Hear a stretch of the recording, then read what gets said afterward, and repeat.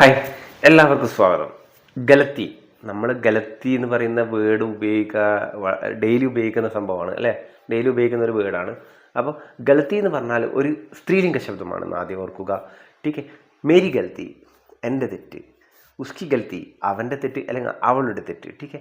യേ തെരി ഗലത്തി ഹെ എന്ന് പറഞ്ഞാൽ എന്താണ്? യേ തെരി ഗലത്തി ഹെ എന്ന് പറഞ്ഞാൽ ഇത് നിന്റെ തെറ്റാണ്. യേ തെരി ഗലത്തി ഹെ, നിന്റെ തെറ്റാണ്. ഏ തുമാരി ഗലത്തി ഹെ, ഇത് നിങ്ങളുടെ തെറ്റാണ്. ഓക്കെ.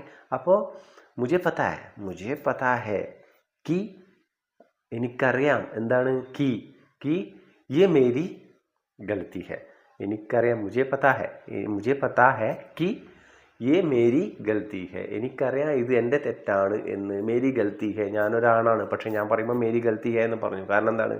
ഗലത്തി ഒരു സ്ത്രീലിംഗ ശബ്ദമാണ്. നമ്മളെങ്ങനെ ഉപയോഗിക്കും? മേരി ഗലത്തി ഹെ എന്ന് തന്നെ പറഞ്ഞ് പഠിക്കും.